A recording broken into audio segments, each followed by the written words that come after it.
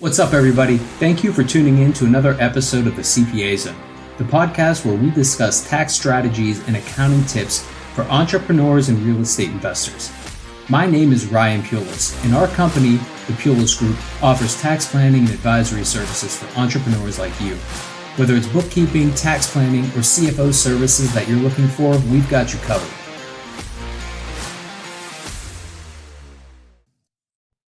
What's up, everybody? Welcome back to another episode of the CPA Zone. I'm your host, Ryan Pulis, and today we're talking about Section 1202 that deals with qualified small business stock, or QSBS for short. We're going to talk about what's new. There were some enhancements done under the One Big Beautiful Bill that passed back in July of 2025. So made some improvements for the better under this section of the code. Now, quick disclaimer, this is education, not tax advice. Make sure you talk to your own tax professional so you can see if any of the information here applies to your specific situation. So let's back up and talk a bit about what exactly qualified small business stock is. So QSBS is what you're going to hear referred throughout this podcast. But typically, if you buy stock in a qualifying C corporation and you hold it long enough and the company qualifies it, basically pass certain tests, then when you sell that stock, you might be able to exclude the entire gain or a huge chunk, sometimes all of it, from your federal taxes. Now, historically, the primary benefit that people know is you hold QSBS for 5+ years, and you could potentially exclude 100% of the gain, subject to certain limitations. Now, the 5-year clock had a lot of people wondering, love the benefit. I don't know if I love waiting that long, or how do I get there from where I am now? So what has happened is they've changed the rules and enhanced them a little bit. And that 100% gain, that only applied to the stock that was purchased at 2010 and beyond. There was a short time in there where the gain exclusion was 75%. Before that, from this first came out in the early 90s up until, I believe, 2008, or maybe sometime in 2009. The original gain exclusion was 50%. So it did go up to 100% back in 2010. That's where it's been. But Congress has tweaked it slightly, and in my opinion, have made things a bit better. So under the new rules, it only applies to QSBS issued after July 4th, 2025. There's a tiered system. So if you hold it for 3 years, but less than 4, the exclusion is 50%. 4 years, but less than 5, the exclusion is 75%. If you hold it for 5 or plus years, you still get that 100% exclusion. So it does help change some planning. You may not have to commit for 5 years, or if your original plan was to hold for 5 years, but circumstances change, you might have a partial exclusion in year 3 or 4 and not lose it all. So that is one of the biggest changes. Another big one is the higher dollar cap per issuer. So the original exclusion was you were able to exclude $10 million per issuer. So there's also what referred to as the 10 times your cost basis. So you could choose between the greater of $10 million or your cost 10 times your cost basis. But now under the new rules, it increases that dollar limitation from 10 million to 15 million.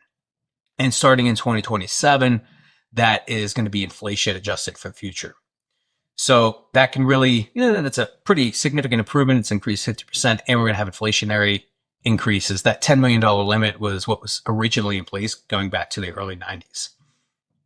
More companies can also qualify now. So the asset threshold increased. So it used to be a corporation had that 50 million or less in gross assets before and immediately after issuance of stock. That threshold now increases to $75 million for QSBS issued after July 4th, 2025. That will also be set to index up for inflation beginning in 2027. So now more businesses can kind of fit under this QSBS umbrella. Now, I know we normally talk a lot about real estate, and pure real estate deals are not QSBS because QSBS, one, it's stock in a qualifying C corporation, which is designed for operating and active businesses. Real estate is excluded under the rules along with several other types of businesses like professional services, another big one. So accounting firms can't use it as law firms. But there are some what we would call real estate adjacent businesses that may be able to use this exclusion. So if you invest in operating companies tied to real estate, like maybe it's a property management tech company or a tenant screening software, construction logistics platforms, different things like that can qualify as QSBS if they're structured properly. So you want to build a business. You may want to build a business like that kind of next to your real estate investment business. So if you don't just own properties, but you do some other stuff like contracting companies, maintenance companies, different back office platforms, all of these can also qualify as QSBS. But you're buying and hold real estate, that's not going to qualify. Now, this is a very powerful tool, and you can really exclude a lot from taxes if you follow the rules, but you need to make sure you do everything right. So one, again, we had mentioned it needs to be a C corporation, not an S corporation, not a partnership. You need to receive the stock from original issuance. So buying shares from another shareholder is not going to qualify the same as receiving stock directly from the company. So you're receiving original shares from the company. The company also needs to be a qualified small business. So that means it meets those asset thresholds. So now the new threshold being 75 million.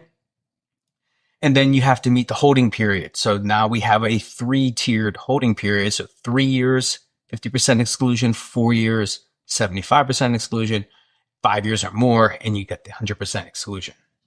So this effective date, the July 4th, 2025 effective date does matter. So any QSBS that you have prior to that date is going to fall under the old rules. 5-year hold period, can get 100% exclusion, but you don't get the new 3 and 4 year tiers that are added for QSBS issued after July 4th. And there's tacking and transition concepts that can come into play here. So your old stock's not going to necessarily always become new if you just try to reissue shares from this company. Now, some practical planning moves for doing this. If you're starting or scaling a business with exit potential, you might want to consider looking at the C corporation, especially if it's early on in the process and you're a founder. C corporations come with their own trade-offs. We talk about a lot that you don't want to hold real estate in a C corp. That's still true. As I mentioned, real estate investments aren't going to qualify as QSBS anyway. You need to make sure you document the issuance dates and keep everything clean and have all your documentation in place. Prove that you were the recipient of the original shares issued by the company. You didn't buy them from someone else. And just be planning ahead. Keep in mind the 3, 4, and 5 year exits and what kind of difference that's going to make to your tax bill.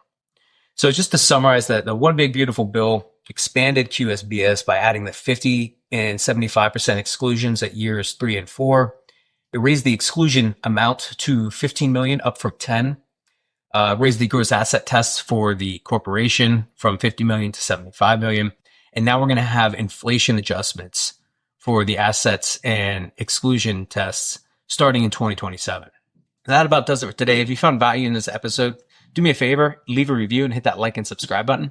Until next time, have a great day. Are you interested in becoming a client? Click the discovery meeting link in the show notes to schedule a free call to discuss our services. So that about does it for this episode of the CPA Zone. Thanks for listening, and I hope you found something valuable that you can take away. We are taking on new clients, and if you'd like to work with us, then go to our website and fill out the client intake form on our contact page. This can be found at thepulicegroup.com/contact.